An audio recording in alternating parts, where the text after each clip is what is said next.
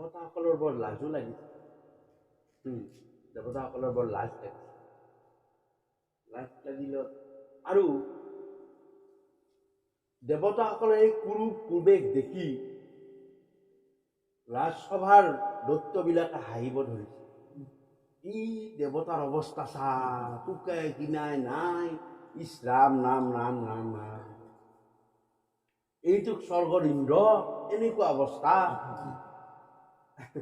এসময়ত কোনোবা ভাল বিষয়বাবত থকা মন্ত্ৰী MLA হওক, যেতিয়া গৈ গৈ গৈ অৱস্থা বেয়া হয়, চাইকেল মাৰিবলগীয়া হয়, যিয়ে মাৰ্চিডিছত মানে পাইলট কাৰ লৈ ঘূৰিছিল, সি যদি এদিন চাইকেল মাৰিবলগীয়া অৱস্থা হয়, আমি মনুষ্য হাঁহে, এই চা MLA হৈ MP হৈ একেবাৰে মাৰ্চিডিছত ঘূৰিছিল, এতিয়া পুৰা তেল ভৰাবলৈ পইচা নাই, চাইকেল চলাত ধৰিছে। সেনেকৈ কাৰোবাৰ হ'ব পাৰে বাৰু, কিন্তু একে অৱস্থা ইন্দ্ৰৰ, লক্ষ্মীহীন, কুশ্ৰী হৈছে, থাকিবলৈ জাগা নাই, খাবলৈ ভাল মানে বস্তু নাই, পোৱা নাই, অৱস্থা বেয়া। তথাপিও কলৈ গৈছে? শত্ৰুৰ সভালৈ গৈছে। মিত্ৰও নহয়, মিত্ৰ হ'লে অলপ ভাল পইচা ধৰিছ, ৰাম ৰাম ৰাম, মিত্ৰ আহিলে এনেকে ক'লেহেঁতেন, কিন্তু গৈছে কলৈ? শত্ৰুৰ সভালৈ। গতিকে ভক্তি পাবলৈ হ'লে আমি শত্ৰুৰ সভালৈও যাব লাগিব। শত্ৰু হাঁহিলেও আমাৰ উদ্দেশ্যটো ৰাখিবলৈ গ'লে, হাঁহিলেও হাঁহ, মইতো তোৰ পৰা টকা পইচা বিচাৰি অহা নাই, মই ভক্তি বিচাৰি আহিছোঁ, ভক্তি বিচাৰি আহিছোঁ। আৰু তেতিয়াই কি হয় যে শত্ৰু আহিলেও সেইটোৰ প্ৰতি মন কৰি, মই যাম মেহে ৰ'বা, শ্ৰীমতীয়ে পঠিয়াই আছে, যাওঁহে যাওক, নাযাকে মানুহটো মাতি থৈ গৈছে, এই যাম ৰ'বাহে, গ'লে তাতে হাঁহি এটাৰ পাত্ৰ হ'ব লাগিব, ই অমুক দিনে অমুক কৰিছে, তমুক দিনে তমুক কৰিছে। কিন্তু নহয়, বাধা নামানিবা, কোনোবাই বাধা দিয়ে নামানিবা, আৰু নিজকে হীনমান্যতা নকৰিবা, কাৰণ তুমি তেওঁৰ পৰা একো বস্তু আনিব যোৱা নাই, তুমি আনিব গৈছা ভক্তি। তুমি ভক্তিত সাধু সংগত কৃষ্ণ নাম তুমি স্মৰণ কৰিব গৈছা, তাত তুমি লাজ কৰিবলগীয়া একো কথা। গতিকে ভগৱান বিষ্ণু তাকে ক'লে যে শত্ৰুক প্ৰথমতে মিত্ৰ কৰা, কাৰণ অমৃত পাবলৈ হ'লে অকল ভালটোৱে নহ'ব, বেয়াটো থাকিব লাগিব। ভক্তি কৰিবলৈ হ'লে অকল ভালটোৱে থাকিলেই নহ'ব, তোমাৰ লগত বেয়াটো থাকিব লাগিব। ভাল আৰু বেয়া দুইটাৰ মাজত যেতিয়া টানাটানি হ'ব, তেতিয়া তোমাৰ অমৃত পাব। অলপ আগতে কৈছে বাপৰ আধা ঘণ্টা দেৰি হ'ল, এতিয়া কি পাই আছে? অমৃত পাই আছে। এয়া ভাগৱতৰ অমৃত, এই ভক্তি কথা, এই অমৃত। কিন্তু ভক্তি পাবৰ কাৰণে প্ৰথম ধৈৰ্য ধৰিব পাৰিব লাগিব। এতিয়া আমাৰ এতিয়া মন্থন হ'ব, আমি প্ৰথমতে মন্থন কৰাৰ আগতে ধৈৰ্য ধৰিব পাব লাগিব। ধৈৰ্য ধৰিব নোৱাৰিলে দেৱতাসকলে ভাবিলে, ইছ ৰাম, এতিয়াতো সাগৰখন আনিতো ভগৱন্ত পুৰুষে পেলাই দিলে, ধৈৰ্যটো কোনে আনি দিব? ভগৱন্ত পুৰুষে আনি দিব। সেইকাৰণে মন্দৰগিৰিখন ভগৱন্ত পুৰুষে গৰুড়ৰ ৰূপে আনি দিছে। দেৱতাসকলে কঢ়িয়াই আনিব নোৱাৰে, দৈত্যসকলে মিলিও কঢ়িয়াই আনিব নোৱাৰে। ধৈৰ্যটো ভাল আৰু দুইটা বেয়া গুণৰ সংমিশ্ৰণতো হাহাকাৰ লাগি যায়, ধৈৰ্য ধৰিব পৰা নাই মই। ভালৰ কাৰণেও ধৈৰ্য ধৰিব নোৱাৰে, বেয়াৰ কাৰণেও ধৈৰ্য ধৰিব নোৱাৰে। ভগৱন্ত পুৰুষে কৃপা কৰিলে, গৰুড়ক ক'লে, তুমি তেওঁলোকৰ মন্দৰগিৰিখন আনি দিয়া, অৰ্থাৎ পাহাৰখন আনি দিয়া, সাগৰত পেলাই দিলে। কিন্তু তললৈ বহি গ'ল, ধৈৰ্য ধৰিব লাগে। তেতিয়া ভগৱন্ত পুৰুষে কশ্যপ, কাছ, যিটোক ধৈৰ্যৰ প্ৰতীক বুলি কয়, কাছটো ধৈৰ্যৰ প্ৰতীক, সেই কাছ ৰূপ লৈ কি কৰিলে? ধৈৰ্য ধৰি তাক থিৰে ৰাখিলে। আৰু ভক্তি অমৃত পাবলৈ হ'লেও পতককে নাপায়, ধৈৰ্যৰ কথা আছে। যিয়ে ধৈৰ্য ধৰিব পাৰিব, ই অমৃত পালে। যিয়ে নোৱাৰিলে, নাই দে, দেৰি হ'ল দে, মই আৰু অমুকলৈ যাওঁ, তেওঁৰ আৰু এই অমৃতৰ পৰা বঞ্চিত হ'ল। ইয়াৰ পিছত এইটো হৈছে কি? বিষ। ক'ৰ পৰা? অনন্ত নাগৰ মুখৰ পৰা কি হৈছিল, বাসুকী নাগৰ মুখৰ পৰা হলাহল বিষ ওলাইছিল। সেই বিষ লাগিও বহুত দৈত্য মৰি গৈছে। সেই বিষ কি বস্তু? বহুত দৈত্য মৰি গৈছে। কাৰণ দৈত্যই কৈছিল যে আমি নেগুৰৰ ফালে নধৰোঁ, নাগডাল বাসুকী নাগৰ মন্থন যদি কৰিবলগীয়া হয় আমি ক'ত নধৰোঁ, নেগুৰৰ ফালে নধৰোঁ, আমি দৈত্য হয়, আমি মূল মানুহ, তোমালোকে আমাৰ সহায়তহে ভিক্ষা কৰিছা, আমিহে সহায় কৰিছোঁ, গতিকে আমি খেত ধৰিম, মাথাত ধৰিম।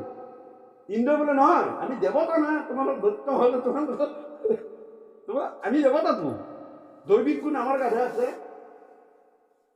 আমি ধৰিম।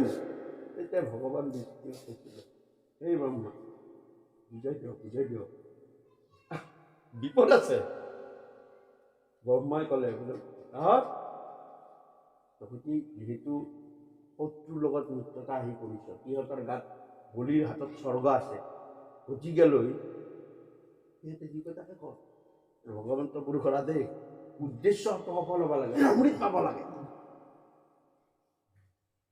অমৃত পাব লাগে। বোলে তেতিয়াহ'লে কি কৰিম, নেগুৰৰ ফালে যা। নেগুৰৰ ফালে গ'ল দেৱতাসকল, আৰু দৈত্যসকলে মূৰৰ ফালে ধৰিলে, মাজত এটা পাক দিলে। এইটো মন্থন এতিয়া আমি সমুদ্ৰ মন্থন আমি কি কৰি আছো, কথাৰ সাগৰ, ভাগৱত সাগৰত আমি মন্থন কৰি আছো, ভাগৱত সাগৰৰ মন্থন কৰি আছো।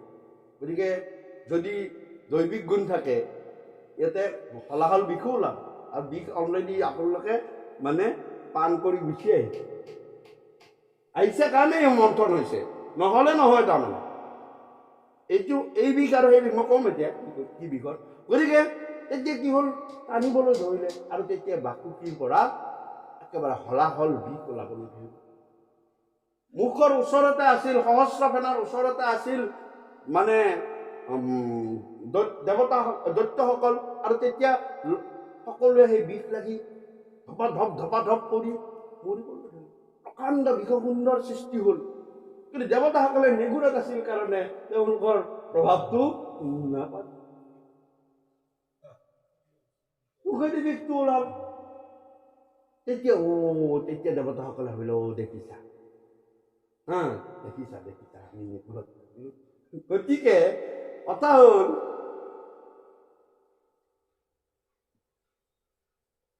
ভক্তি অমৃত মন্থন কৰিবলৈ আপুনি প্ৰথম গুৰুৱে কৈছে, এই আমাৰ সংসাৰীৰ লোকৰ কাৰণে এই কালকুট বিষটো হৈছে বিষয় বিষ লাগি এই জীৱ যায়। হামু পক্ষু মায়া জালতে বন্দী, নাহি দেখো পলাইতে সন্ধি। কাম ক্ৰোধ কুত্তা কামুৰি খাই, বিষ লাগি এই জীৱ যায়। এই যে ভক্তিমুখী হ'বলৈ সমুদ্ৰ ইয়াতে অমৃত খাবলৈ অহাৰ লগে লগে বিষটো প্ৰথম দুৱাৰ মুখতে আপোনাৰ লাগিছে। ৰ'বহে, ক'ত যায়, অমুকৰ ঘৰত সকাম, কিয় বস্তুকেইটা আনি দি থৈ যাব লাগিছে। বিষে টানিলে।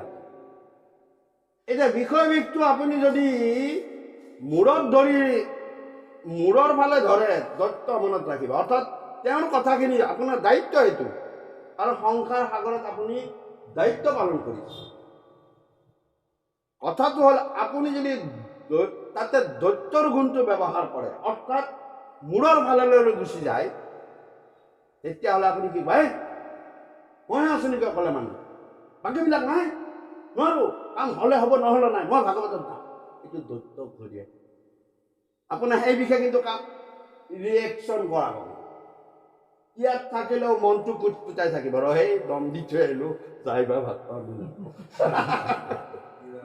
কিবা হ'লে চবটো কৰিলে নাহে। আমাৰ থলুৱা ভাষাত আমি কথাটো আলোচনা কৰিছো, কিবত মই এইটো নিদিওঁ, যিয়ে নহওক আমি থলুৱা ভাষাতে এইটো আপুনি বিষটো ক'ত লাগিলে যে আপুনি দৈত্যৰ ফালে থাকি কথাটো ক'লে, কিন্তু তাকে নেগুৰৰ ফালে থাকি কওক। হয়হে, কিন্তু তেখেতে যে দহটাতে মাতিছিলে তুমি কিবা এটা ব্যৱস্থা কৰা তোক মাতি হ'লেও কৰাচোন দেই তেখেতেও বেয়া পাব দেখিছানে নেগুৰত থাকি মই কথা কিন্তু একেটাখিনিয়ে ক'লো এটা দৈত্য ভাৱত ক'লো সাপৰ আগত থাকি সেই বিশেষ মৰিব তাকে নকৰি নেগুৰত যদি কয় ৰ'বা কথাটো হয় ৰ'বা মোৰ যাব লাগিব এতিয়া সময়ে নাই দেখোন কিবা কৰি পাৰিবনে তেতিয়াহ'লে তেওঁ নিজে ক'ব যাক মই কৰিম যাক কিবা মোৰ দৰকাৰ হ'লে ময়ে যাম যাম কথাটো কৈছোঁ কথা কাম কিন্তু একেটা হ'লে আপুনি দম দি থৈ আহিলে বৰ ইয়াত আপোনাৰ বিষয়ে আপোনাক খাই খাই মাৰিলে আৰু তাকে নকৰি যদি আপুনি নেগুৰত ধৰি আহিলে তেতিয়াহ'লে আমি যিটো কওঁ নেগুৰ পেলাই যোৱা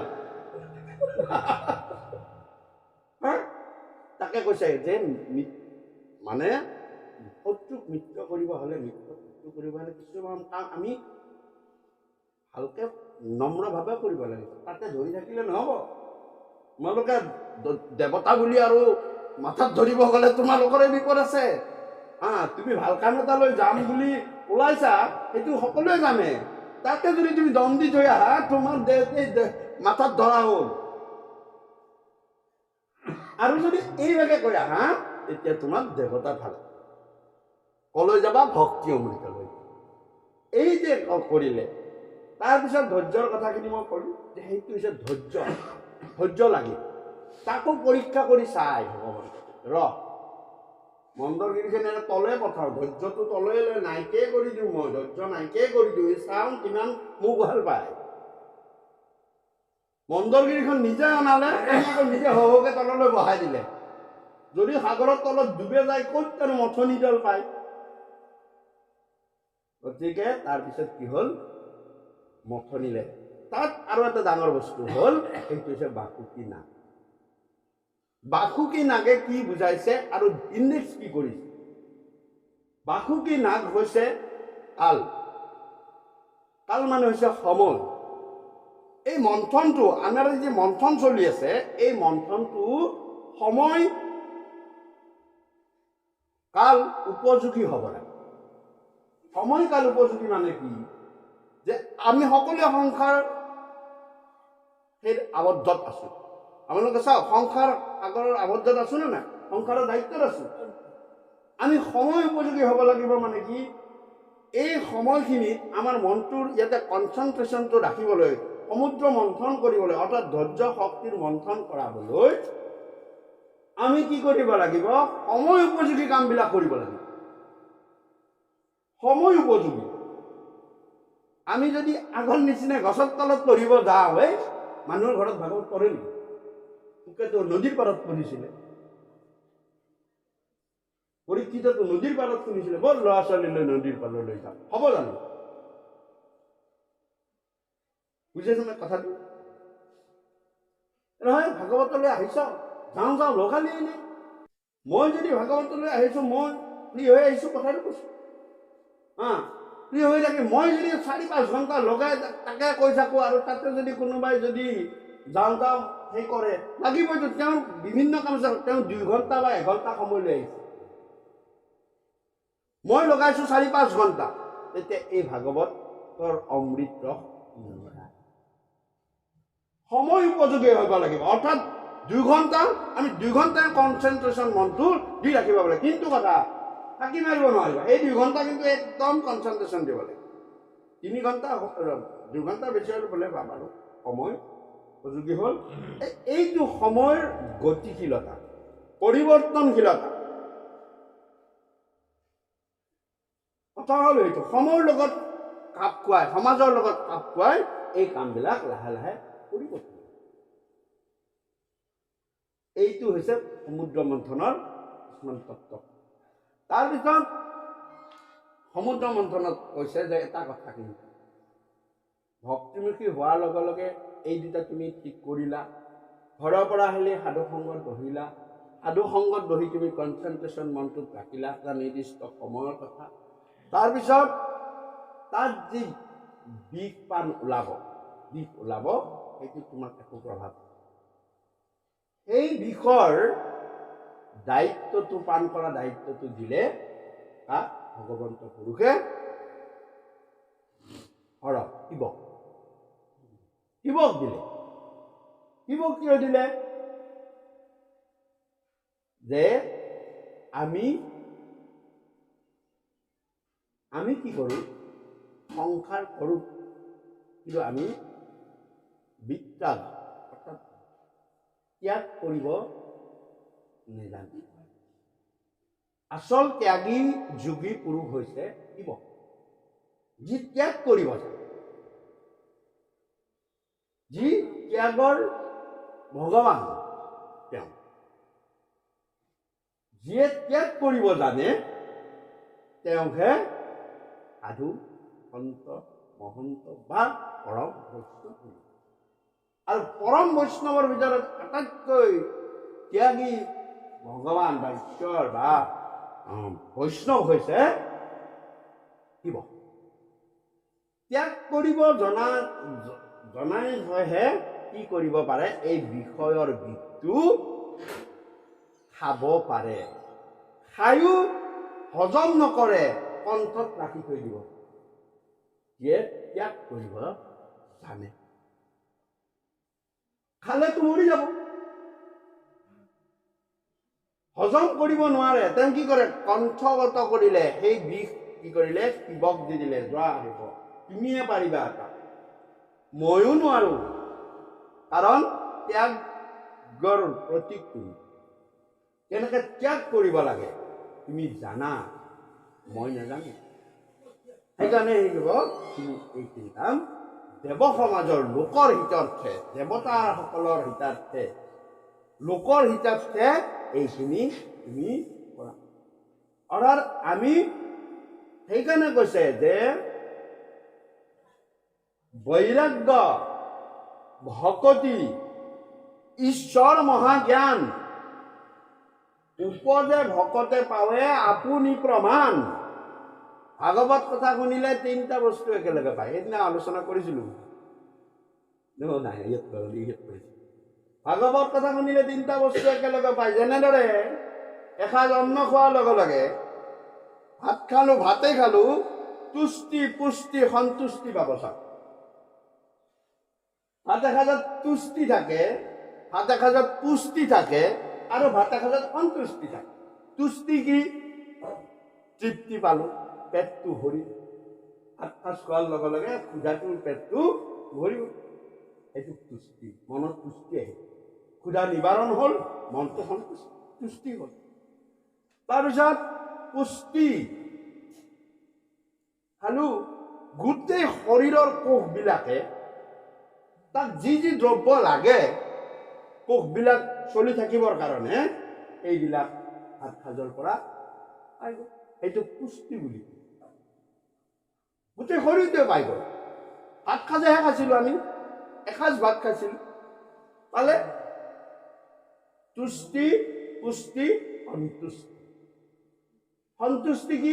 যে শৰীৰটো তুষ্ট হ'ল, মনটো তুষ্ট হ'ল, আৰু আপোনাৰ সকলোখিনি সন্তোষিত, সকলোখিনি বস্তুৱে তোমাৰ সন্তোষিত হৈ গ'ল।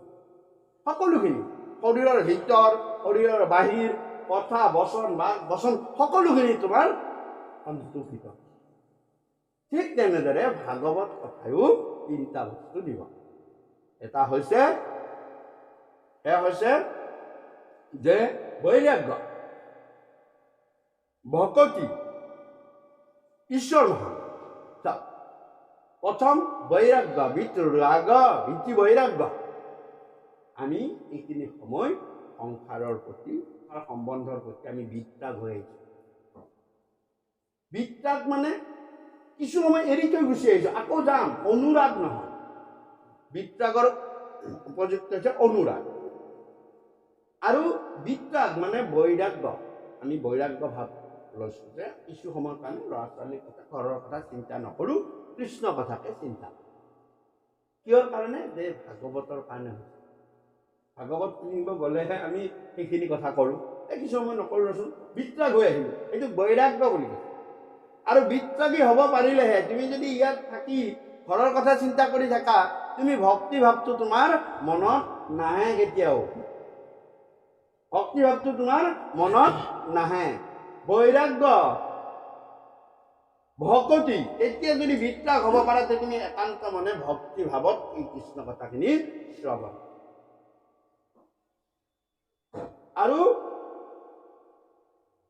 ঈশ্বৰ মহাজ্ঞান যেতিয়া তুমি ভক্তি ভাৱ তোমাৰ হৃদয়ত আহিব একান্ত মনে কৃষ্ণ কথাখিনি শুনিবা তোমাৰ হৃদয়ত ঈশ্বৰ জ্ঞান অট'মেটিক উদ্ভৱ হ'ব উপদে ভকতে পাৱে আপুনি প্ৰমাণ এইটো বেলেগে চিল মোহৰ মাৰি দিয়া বস্তু নহয় যে ই অমুকলৈ গৈছে ই ভকতি জ্ঞান চব লৈ আহিছে মই জানো কোনেও নাজানে কোনে জানিব যিজনে এইখিনি কথা ভকতে নিজে জানে অৰ্থাৎ খোৱাজনেহে জানে তেওঁৰ ভোক দূৰ হ'ল নে নহ'ল তুষ্টি পুষ্টি সন্তুষ্টি পালে বেলেগে ক'লে হ'ব নেকি মই নাপাবও পাৰোঁ খোৱাজনেহে জানিব এই তিনিটা বস্তু পালে নে নাপালে ঠিক তেনেদৰে ভকতেহে জানে বৈৰাগ্য ভকতি ঈশ্বৰ মহাজ্ঞান তেনেকৈ ভাগৱত কথা কৃষ্ণ কথা শ্ৰৱণ কীৰ্তন কৰিলে উপজে ভকতে জানে কোনেও তাক তাৰ বিষয়ত চাৰ্টিফাইড কৰিবলৈ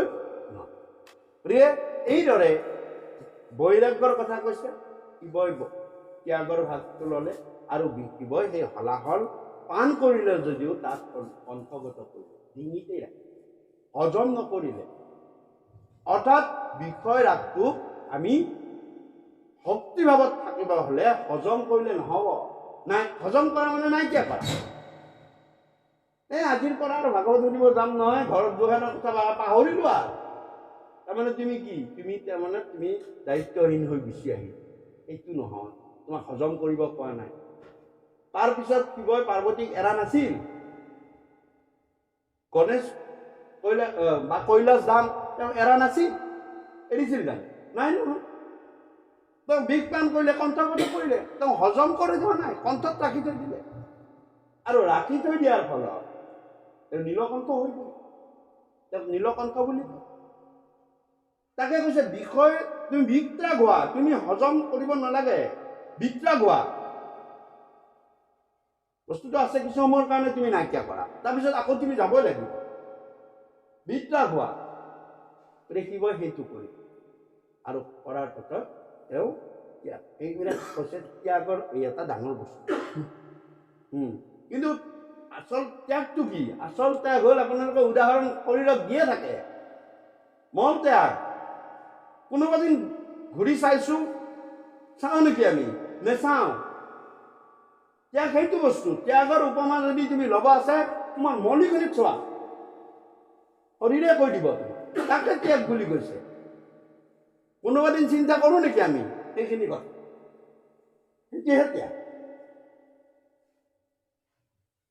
গতিকে কয়হে বহুতে তেওঁ ত্যাগী তেওঁ ত্যাগী তেওঁ চব ত্যাগ কৰিছে অসম্ভৱ অসম্ভৱ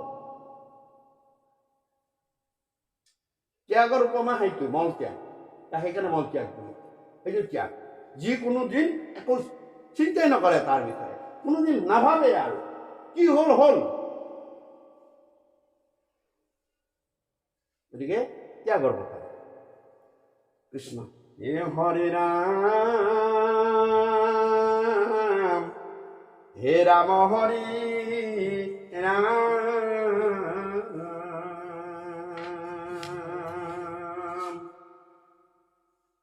কৃষ্ণ হে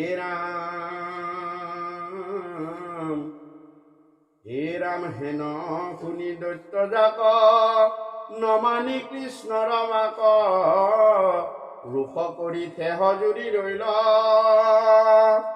দেৱে আগে মুণ্ড লৈল আমাক লাংগুল দিল এবেশে সকলে মান্য হইল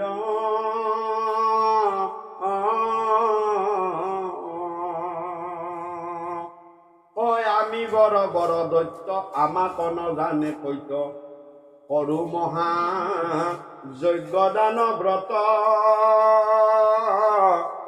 আশিয়া সৰ্পৰ লাঞ্জে ধৰি বহু কোন কাজে লাদ মূত্ৰতে লাগিবে হাতত লগত আলোচনা কৰাই হ'ল যে দৈত্যসকলে কৈছে আমি নেগুৰক ধৰিব নাই গোটেই গোটেই লাভ মুঠবিলাক আহি আমাৰ হাতত লাগব, আমি ইমান সৰু নহয়তো, আমি মাথাত ধৰি কৃষ্ণৰ কথাটো নুশুনিলে। হে হৰি ৰাম হয় অমৃততো দায় নাই, কষ্টে উঠি চলি যায়, দেখি জগতৰে আদি মূলে,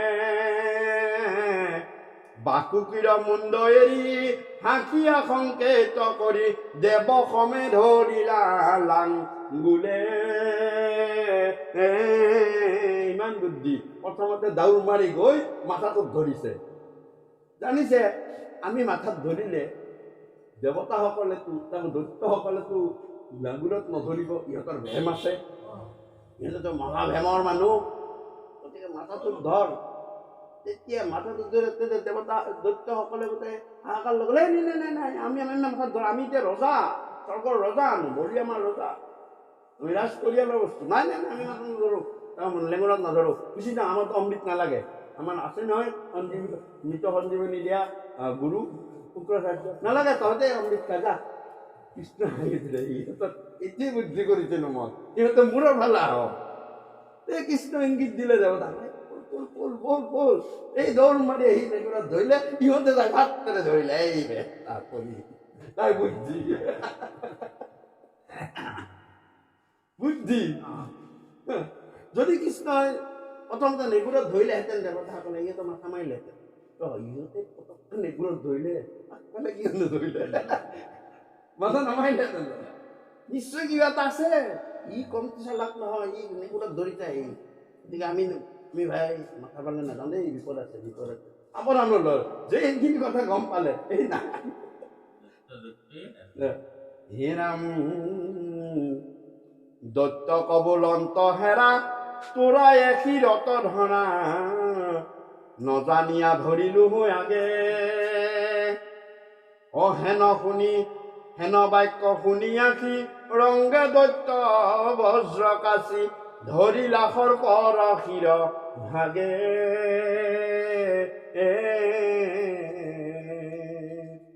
হেৰাম পৰম কৌতুক ভৈলা, সাগৰ মতিবে লৈলা, দেৱাসুৰ সবে মিলি জুলি, অগাধ সাগৰ জল ৰহিবাৰ নাহি ফল, তল গৈল মন্দ ৰস মুলি।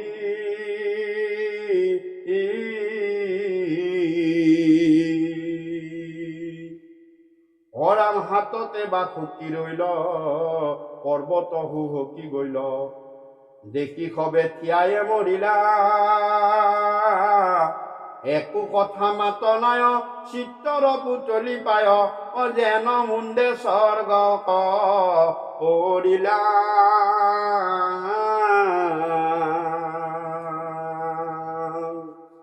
তাৰপৰা টানাটনি কৰিব ধৰিলে, হঠাৎতো মানে মন্দৰখন তললৈ খচকি গুচি গ'ল, সাপডাল হাতত থাকি খালে দে, ইমান কষ্ট কৰি ভাত চাৰ কৰি আনিলো, এতিয়া পক্কা বস্তুতে তললৈ গৈছে, সকলোৰে মাথাত সৰ্ব ভাঙি পৰিল, দেৱতাই একো কৰিব নোৱাৰা হ'ল আৰু দৈত্যই একো কৰিব নোৱাৰা হ'ল। গতিকে তেতিয়া তাৰমানে এই অমৃত যেতিয়া মন্থন কৰিবলৈ যায়, ভক্তি সাগৰত যেতিয়া অমৃত মন্থন কৰিব লাগে, ধৈৰ্যৰ প্ৰয়োজন। ভগৱানে এইবিলাক পৰীক্ষা কৰিছে, ধৈৰ্য আছে মানে, ইহঁতৰ পৰা ঘপককৈ নাইকিয়া কৰিলে, তহঁতে ধৈৰ্য ধৰি থাকিব পাৰ নে নাজানো, যদি ধৈৰ্য ধৰি থাকিব পাৰ তেতিয়াহ'লে মই তলত কিবা মই ব্যৱস্থা কৰিম। সেইকাৰণে ধৈৰ্যৰ প্ৰতি কাছ দি ভগৱন্তই তলফাললৈ গৈছিল, ইফালে আছে ওপৰত, হৰিলা মন্দৰগিৰি প্ৰভু কৃষ্ণ ভাগে। গতিকে আৰু এটা কথা যে সেইকাৰণে ভূমিকম্প আহিলে কশ্যপ ভগৱানৰ নাম উচ্চাৰণ কৰিবলৈ, কশ্যপ ভগৱানৰ নাম, কশ্যপ মানে কাছ, যে প্ৰভু আমাক ধৈৰ্য দিব, এইটো ভাগৱত শাস্ত্ৰত লিখা, কশ্যপ ভগৱান, কশ্যপ ভগৱান নমো নমঃ। হৰিনাম হয় আমি দেৱাসুৰ যাক চলতে না শিল না তিলা যাক জলহন্তে আনিবুকে মনে হৰি হৰি দেৱবীৰি নভৈল কাৰ্যৰ সিদ্ধি কান্দে বসি দেৱাসুৰ গণে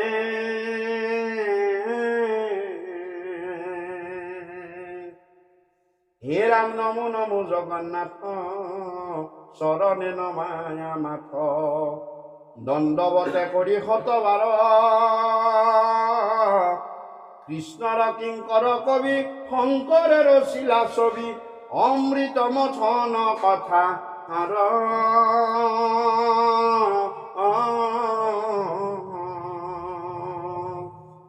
শুনিও কবে হিত কৃষ্ণত অৰ্পিয়া চিত্ত সংসাৰ তৰিবা তেবে সুখে মিছাতে খেনিয়া কাল এৰায়া নয়া লজাল হৰি হৰি বোলা জানতে সুখে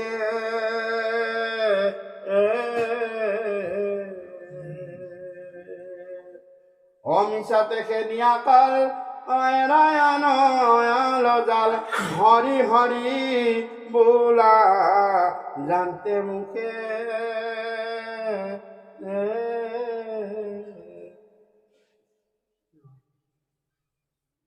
অৰম কৃষ্ণৰ চৰিত পৰময় অমৃত আতপৰে নাহি আন কোটি কোটি যজ্ঞ জপতি দান ৰেণু কোনো হে সমান কৃষ্ণ গুণ নাম ধৰ্ময় অনুপম আকসাৰ কৰি ধৰা আন দেৱ ধৰ্ম দূৰতে তেজিয়া কৃষ্ণ তভ কটি কৰা উহি তত্ত্ব জানি চিন্তা চক্ৰ পানী অনাদৰিয়ান কাম কৃষ্ণৰ কিংকৰে ৰচিলা শংকৰে ডাকি বোলা ৰাম ৰাম হে ৰাম উহি তত্ত্ব জানি চিন্তা চক্ৰ পানী অনাদৰিয়ান কাম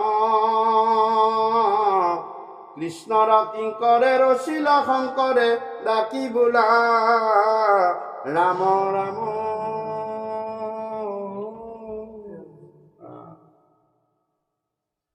অৰাম শ্ৰীমন্ত শংকৰ হৰি